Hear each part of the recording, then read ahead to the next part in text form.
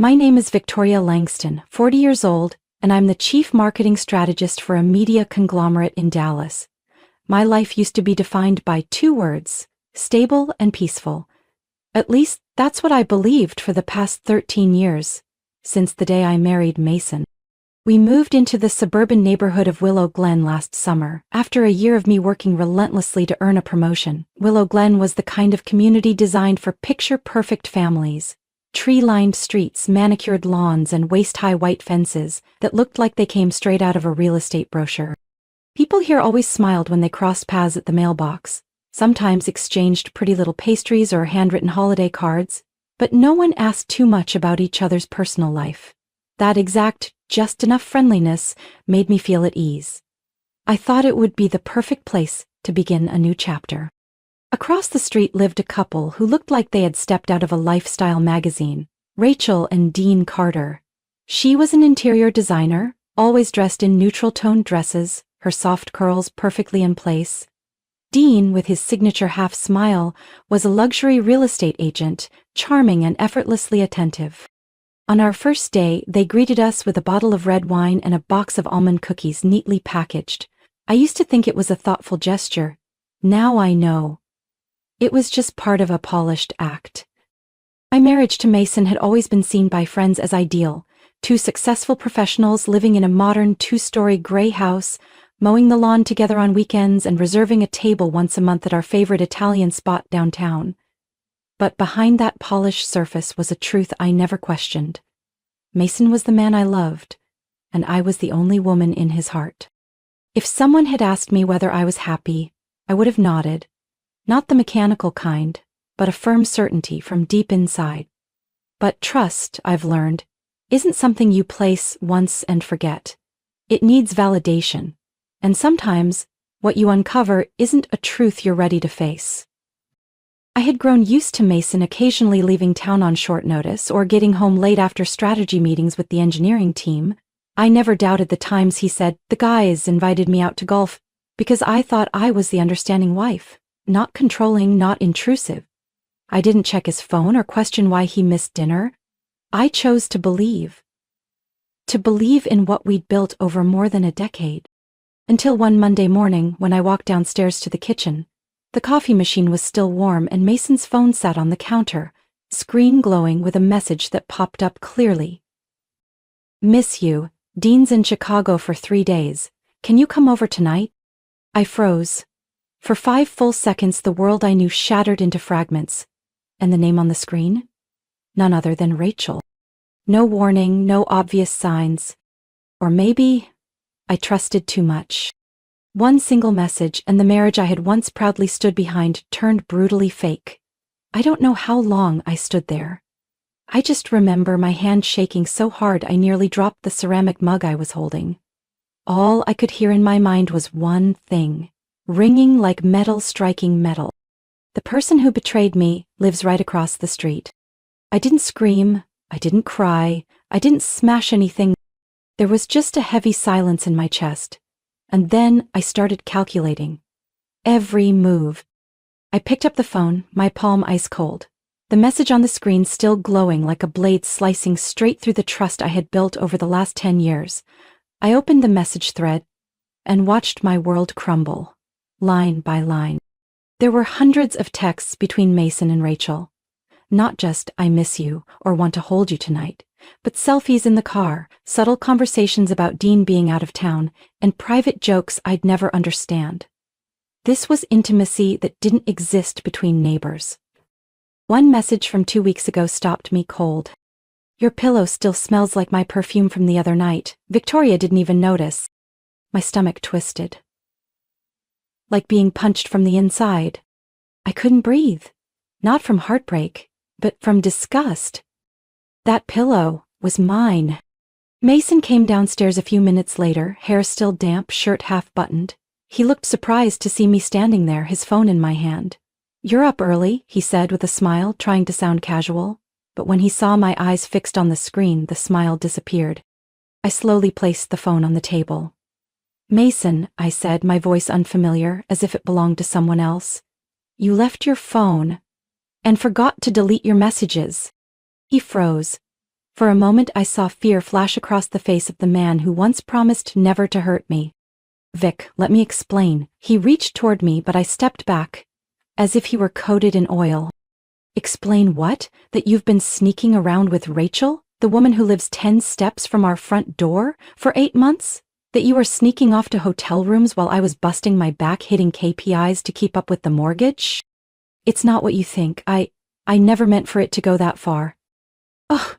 So it was an accident. You tripped and fell into her bed? I laughed, the sound sharp enough to slice the air, sharp enough to surprise even me. Mason lowered his head. She came on to me. I was weak. I know I messed up, but I love you, Vic. You're the one I want to build a life with. I clenched my fists to keep from shaking. You love me. You love me, but you went into her house every time Dean was away and I wasn't home?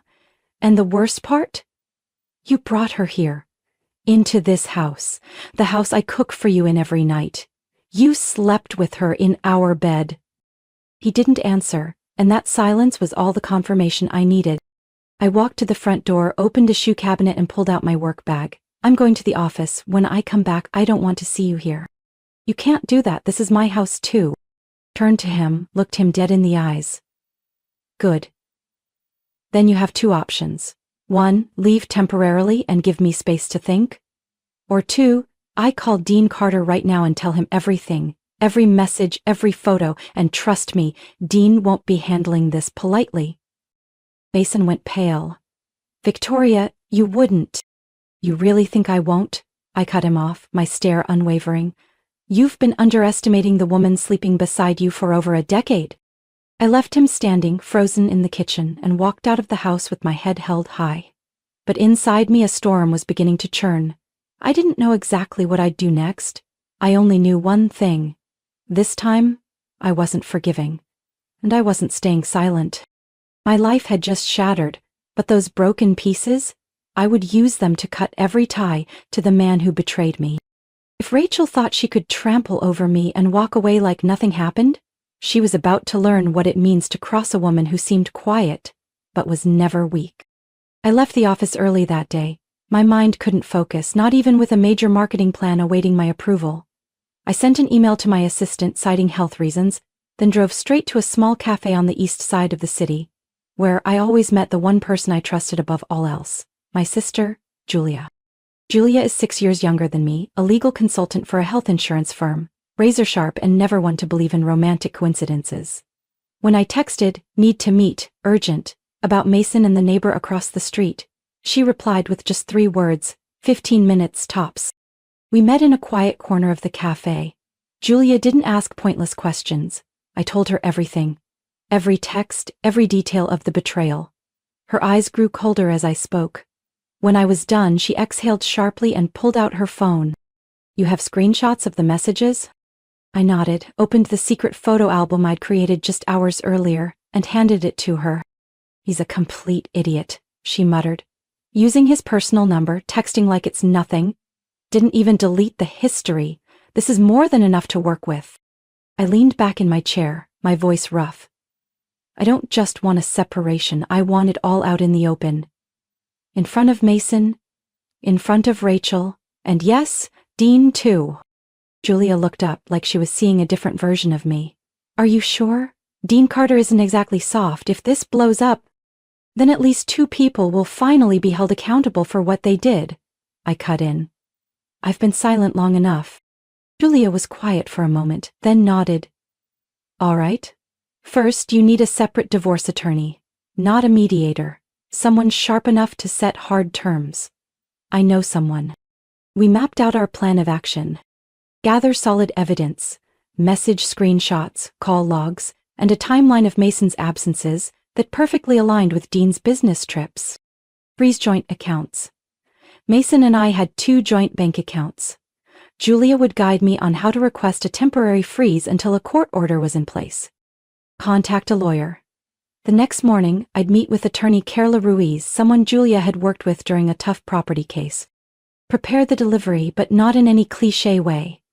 I wasn't about to just toss his luggage on the porch. I wanted Rachel to open the door and see clearly. Her carefully crafted world was collapsing. right where she destroyed mine. That night, I returned home and noticed Mason wasn't in the kitchen. The bedroom light leaked through the door crack. He hadn't left yet. I walked upstairs and opened the door. He was sitting on the edge of the bed, head down, arms wrapped around his knees like a child caught red-handed. "I'm calling the lawyer tomorrow," I said calmly. "And if you withdraw $1 more from our joint accounts, I'm sending everything I have to Dean." He looked up, face pale as chalk. "Victoria, you can't do that." "I will," I replied. He rushed forward, his voice nearly pleading. "I made a mistake. But I love you. You have to believe that." I gave a dry laugh. "Your love means nothing when stacked against 8 months of betrayal in this house. You made your choice. Now live with it." That night, I slept in the home office, locked the door. Mason didn't even try knocking. The next morning, I walked into Carla Ruiz's office, files in hand. She was petite, gray-streaked hair, rimless glasses, and a voice sharp enough to make anyone retreat. After I laid out everything and showed her the evidence, she simply said, "We'll proceed by the book, but when this is over, he won't have a place left to stand." I nodded, but I didn't want it to end with just a divorce petition. That night, Julia and I sat at the dinner table finalizing the drop-off plan. "What day are you thinking?" she asked. "Friday evening. Dean flies out to Arizona for a 3-day conference. Mason knows. Rachel knows." Julia nodded. "What about the bags?" "I've chosen carefully, not everything, just enough to send a clear message. I know it all, and I'm not staying silent." I looked out the window, where Rachel's house was still lit. A slow, burning fire stirred in me. Not hatred. Not jealousy. But the clarity of a woman who had been pushed to her limits, and chose never to let anyone step on her again. On Wednesday evening, while I was sorting documents for tomorrow's meeting with Carla Ruiz, Julia walked into the living room, holding her iPad, eyes dark. "You need to see this," she said flatly. I looked up and took the tablet from her hands. The screen showed a private Instagram account named Rachel Home Wellness. The profile picture, a black and white portrait of Rachel, smiling softly with that same polished, fake sweetness I once believed was genuine. "How'd you get in?" I asked. "My friend Kaylee went to college with Rachel. They've been following each other since their interior design days. I used Kaylee's account to access it." "Just scroll down." I scrolled gently and the images appeared one by one.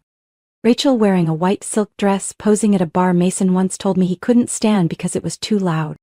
A delicate bracelet wrapped around her wrist, an exact copy of the birthday gift I gave Mason last year. A photo of a wine glass beside a very familiar bottle of red, captioned, "Perfect night, just us." Then I stopped at the 7th photo.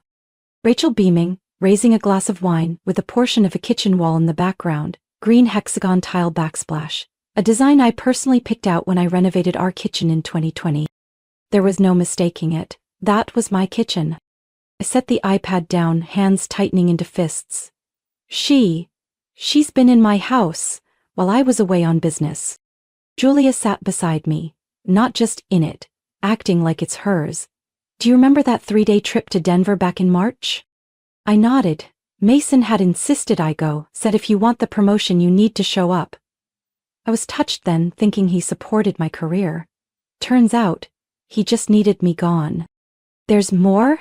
I asked, my voice cold, so cold it startled even me. Julia nodded, swiped to the next photo. Rachel in an oversized denim button-up holding a coffee mug. I didn't need to look closely. It was Mason's old sleep shirt. I had washed it hundreds of times, folded it neatly into the second drawer from the left. My breathing grew heavier, not from anger, but from the shock sharpening into pure resolve. "All right," I whispered. "If they dared to bring it into my home, then I'll bring it out in front of everyone." Julia squeezed my hand gently. "You're changing the plan?" I looked her straight in the eye. "Not just delivering. I want Rachel to be the one to open the door, and Dean to be the one who closes it." We sat in silence for a few moments. Julia exhaled. "Then we have to time it right. Dean needs to be gone, but not too far to miss the aftermath." I got up, walked over to my desk and grabbed my phone. In our Willow Glen neighborhood group chat, Dean had shared his real estate showcase schedule. I scrolled back to last week's messages. This Saturday, Dean's working the Fort Worth home show all day from 8 a.m. to almost 4 p.m., I read aloud. Mason will know, Rachel will know, they'll think it's a safe window. That's when we show up. Julia smiled, half impressed, half worried. Are you sure you want to go through with this? I nodded. I used to think silence was noble, but now I know. Silence only protects the guilty. That night we began assembling the luggage. I chose 3 large black suitcases, not to pack too much, but just enough to make sure Rachel couldn't deny a single thing. The first, Mason's 2 favorite suits. The dress shoes he bought after getting promoted, and the cologne Rachel once described as bold but irresistible. The second, a wedding photo in a cracked frame. The wristwatch his mother gave him, and the sleepwear I gifted him for our 10-year anniversary. The last one, Julia suggested we add a little bonus, Mason's old idea notebook. On the first page, my handwriting. Always believe in you, V. I folded the notebook, slipped it into the center of the suitcase. Carefully, as if I were wrapping up a trust that had been broken, returning it to where it had been destroyed. Then I sent Mason a short message. You should be at her place Saturday afternoon. I'm sending your things. You left something behind? No reply necessary. I knew he'd be there.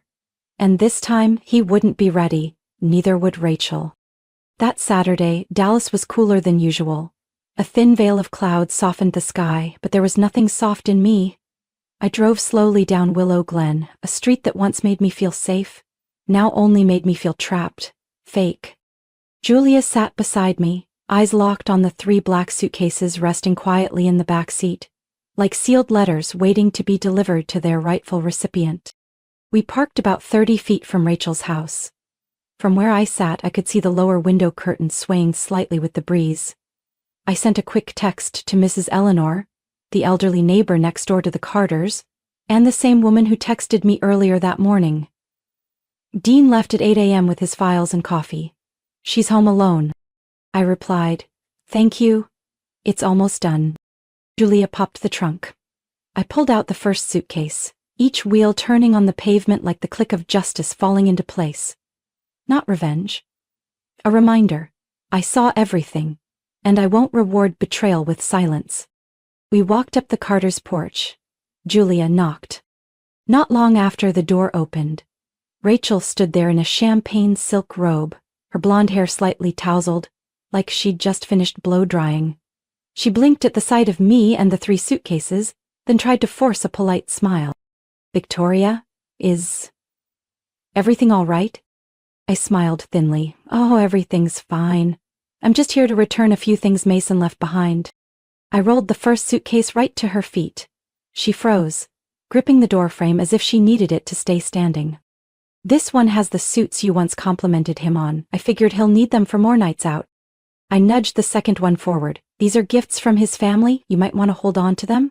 Could be helpful for those getting to know the in-laws moments. The last one I held on to.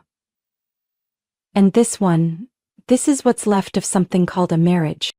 Victoria, wait, Rachel stammered. I've waited long enough, I said, my eyes locked on her. For the past 8 months, I unknowingly let you into my house, into my bed, into the life I thought was solid. Now it's your turn to open the door. A sound behind me made me stop mid-sentence. A man's voice called out, "What's going on?" I turned around. Dean Carter. He stood at the top of the steps just a few feet away, still holding a coffee he hadn't sipped. His eyes swept past me, pausing on the black luggage lined up on the porch, then shifted to Rachel, confusion etched across his face. You didn't tell me you were expecting someone?" Rachel began to tremble. "I thought you'd be at the Fort Worth Housing Expo all day." Dean frowned. "It got cancelled. Technical issues. I meant to call but forgot my phone. So what is this?" I took a deep breath, looked Dean in the eye. "Dean," I said clearly, "my husband and your wife have been having an affair for 8 months. In my house while you and I were working, traveling, building futures they were quietly destroying." Dean turned to Rachel. "Is that true?" Rachel stepped back. "Dean, I'm sorry, it's not what you think." His voice dropped low and sharp. Then what is it? Explain it. What are these 3 suitcases? Is Victoria making this all up? I handed him my phone, opened a photo folder of evidence. You want proof? These are their texts. Photos taken inside my home. There's even one of Rachel wearing my husband's sleep shirt. Rachel screamed, but Dean had already snatched the phone and was scrolling. His face changed with each swipe, fury taking form, feature by feature. You slept with someone else's husband, he said slowly, and kept living under my roof like nothing happened, laughing with me every night like you were some model wife. Rachel burst into tears. Dean, I messed up. I got caught up in it, but I still love you. Dean turned to me, his voice gravelly. Thank you for telling me. You didn't need to carry this alone. He stood frozen in the doorway, eyes locked on the phone screen. Each message revealed more, subtle, shameless, and undeniable. Rachel stood behind him, sobbing, but no one paid attention to her anymore. I tightened my grip on my handbag, steadying my voice. You see, I didn't make any of this up. I'm not someone who enjoys drama on her neighbor's porch. But when they brought betrayal into my house, into my bed, I figured I had the right to bring the truth out into the open. Dean nodded quietly like the words on that screen had finally confirmed all the faint suspicions that had lingered in his mind. Now everything was unmistakably clear. And just as I was about to leave, a familiar sound hit my ears. Tires screeching. A black SUV pulled up sharply to the curb. The door flung open and Mason stepped out, his face draining of color the moment he saw me standing on the Carter's doorstep, the 3 suitcases stacked neatly behind me. Mason, I said, my voice calm. Perfect timing. He glanced at Rachel, then at Dean, then back to me, his eyes pleading. Victoria, this isn't necessary. Can we talk in private? I gave a cold smile. Oh? So when you were cheating on me for 8 months, privacy didn't matter. But now that I'm telling the truth, suddenly it's not necessary? Mason stepped closer, his voice softening, more urgent. I know I screwed up. I was planning to end things with Rachel, but you don't have to do this in front of the whole neighborhood. I inhaled deeply, then turned to Dean. Do you want to read the parts where Mason called Rachel the only one who understands him, or when they planned that Galveston weekend while I was giving a boardroom presentation? Dean nodded. Show me everything. I handed him the phone again. He read silently, his face darkening by the second. The messages were all there. Plans, photos, dates. That lined up with times Rachel claimed to be at the spa or Mason claimed to be brainstorming with engineers. A few moments later, Dean returned the phone to me. I don't need to read any more. He turned to Rachel. You'll be out of my house by tomorrow night. Rachel's face went white. Dean, I don't have anywhere to go. This isn't what you think. Dean cut her off, his voice low and firm. You're right. It's worse than anything I ever imagined. I looked at Mason, who opened his mouth to speak, when an older voice chimed in from the next door gate. Well, I guess it's all finally out now. All 4 of us turned. Mrs. Eleanor stood there holding a tray of cookies like she'd been in the middle of baking and heard the noise. She didn't bother hiding her disappointment. I've seen Rachel sneaking around too many times when Dean was out, she said, stepping forward slowly. I hinted at it with Victoria, but I suppose there's no need for hints anymore. A few other neighbors had begun to gather along the sidewalk. This scene was unavoidable now. Willow Glen wasn't noisy, but gossip traveled faster than Wi-Fi. Someone walked a dog, another sipped coffee, all pretending not to stare, but watching every second. Mason finally spoke, his eyes still locked on mine. Victoria, please, come home with me. We can talk. We can start over. I looked straight at him, no longer shaking. I've frozen the accounts. The attorney will file for separation on Monday. You can take the suitcases back, assuming Rachel still wants to host you. Mason stepped back. Rachel clutched his sleeve, desperate. We need to talk. I can't do this alone. Dean smirked.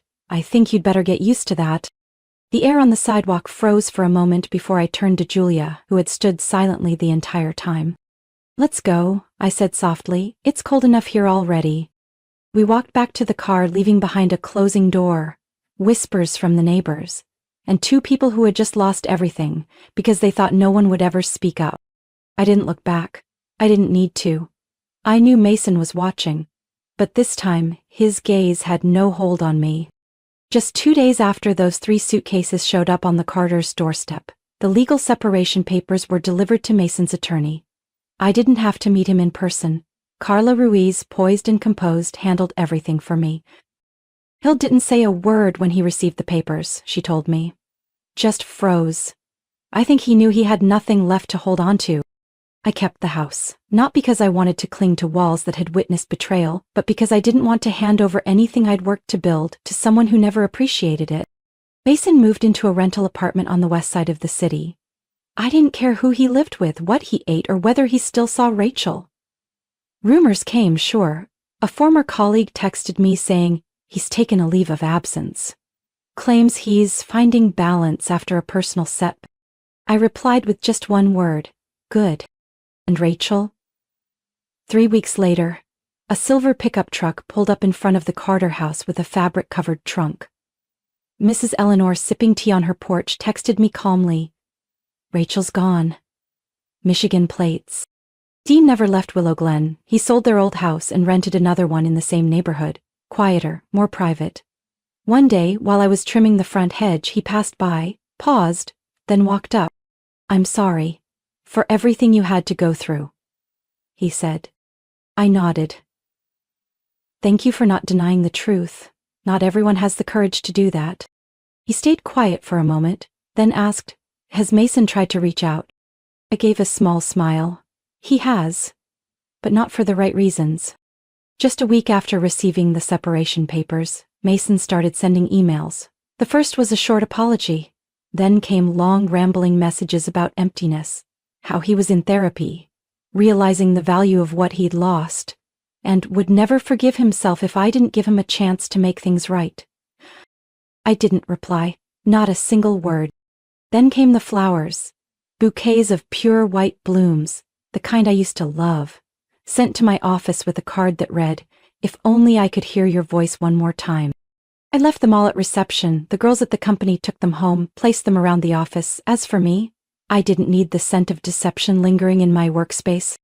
Carla once asked, "Do you want to include financial terms in the divorce agreement? You clearly have the upper hand." I shook my head. "I just want to walk away clean, no more ties." She nodded, saying nothing. Some things silence honors more deeply than words.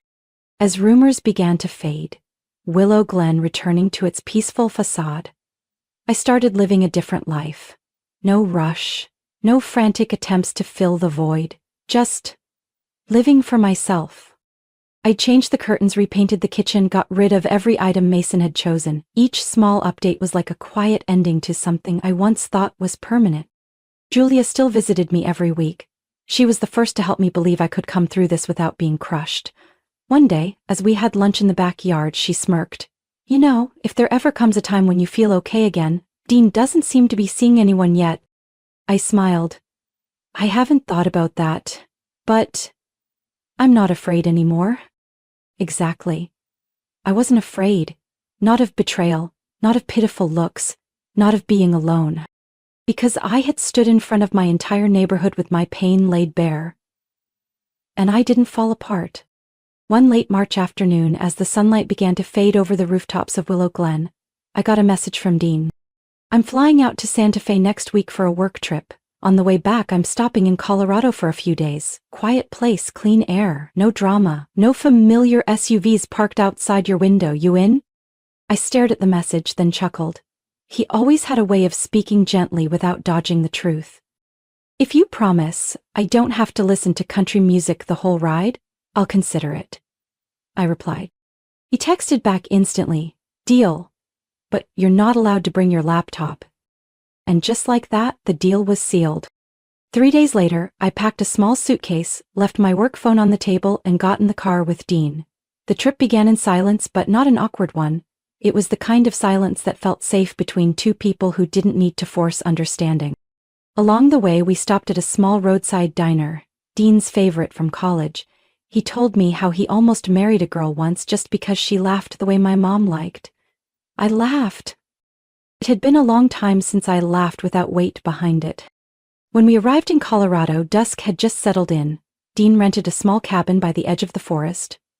No traffic sounds, no city noise, just the rustle of wind and the scent of pine in the air. No Wi-Fi, he said, handing me the key. Intentional. I didn't argue. I opened the door, set down my bag, and looked out at the woods beyond. In that moment, I realized I hadn't thought about Mason once that day. Not because I'd tried to forget, but because he no longer had a place in my mind. We stayed for 3 days, morning hikes, quiet reading in the afternoon, firewood and hot cocoa at night. Dean never asked about the emails I didn't answer from Mason, never brought up the luggage delivery scene. He was just there. With me. A silent companion demanding nothing, judging nothing. On the last night, as we sat on the cabin steps watching the fire fade, Dean said softly, "Do you ever think, if we hadn't been betrayed, we might never have truly understood ourselves?" I turned to look at him. His face glowed faintly in the fading embers. Not sad, not bitter, just a man who had once been broken, now piecing himself back together with quiet strength. "I don't know," I answered. "I just know. I no longer want to be the woman who tries to save something dead just because she's afraid to start over." Dean nodded. He didn't need to say anything more. When we returned to Dallas, spring had taken hold. Trees in the neighborhood were budding, as if untouched by everything that had happened here. I stepped back into my house, into a kitchen newly painted in soft olive green. I set down my bag and looked around. The sense of unfamiliarity was gone. This was my home now, not the remnants of an old marriage. Mason still sent emails. I didn't open them. I didn't need more apologies. I didn't need a final conversation, a handshake, or a tear. I chose to let go by simply not holding on, and that was enough. The next morning, as I watered the plants on the balcony, Mrs. Eleanor stood by the fence, holding a cup of tea. "Was Colorado as beautiful as they say?" she asked, her eyes twinkling. I smiled. "It was, but not because of the view. It's where I learned how to breathe again." She nodded, as if she'd known all along. The story isn't over, but the pain has stepped aside, and in the space it left behind, I've begun planting something new. From self-respect, from silence more powerful than any speech, and from a friendship still undefined, but warm enough to keep me from ever feeling lost again. The first morning back in routine after the Colorado trip, I woke not from an alarm, but from the tapping of birds on the roof and sunlight spilling through the new cream curtains. No jarring dreams, no weight in my chest, just peace, clear and strangely quiet. I walked into the kitchen and brewed a cup of chamomile tea. The mug I held wasn't one of the old matching set Mason picked out. I'd replaced everything in the house, not out of anger but because I wanted my surroundings to reflect exactly who I was becoming. A woman who had survived betrayal but wasn't defined by it. I still remember the day I shut the door behind Mason.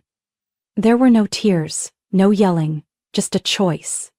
That I wouldn't let a weak man drag me down with his cruelty. Someone once asked me why I didn't go public with everything, didn't destroy Rachel's career or humiliate them both. I simply answered because I don't need to become them to prove I'm stronger. I chose to return everything with sharp silence, with a deliberate retreat, and with a plan for myself, to rebuild my life from the inside out, from rubble to strength. Dean is my friend now, a companion with no pressure, no rush. We have quiet morning coffees, evening dog walks, and random grocery trips just to split a chocolate bar.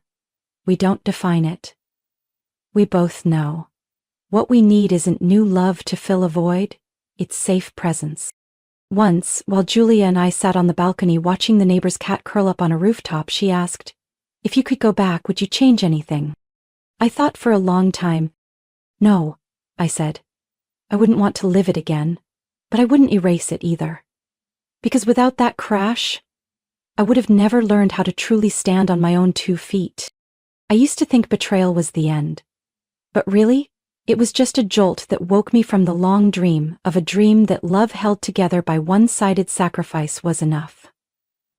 It's not. Real love doesn't require you to abandon yourself to hold on to someone else. Now every morning I wake up, I no longer think of the past as a scar but as skin that's healed, I don't romanticize what was. I don't wear I'm fine like a badge to earn admiration. I simply live in rhythm with my own heartbeat, slow, honest, and whole. I draw the curtains closed, pour another sip of tea, and step out onto the porch. The seasons are shifting, and I no longer look back, because everything that matters is ahead of me. Victoria's story reminds us that sometimes, the most brutal betrayal becomes the doorway to our greatest transformation. In real life, we can't control what others do, but we can choose how we respond.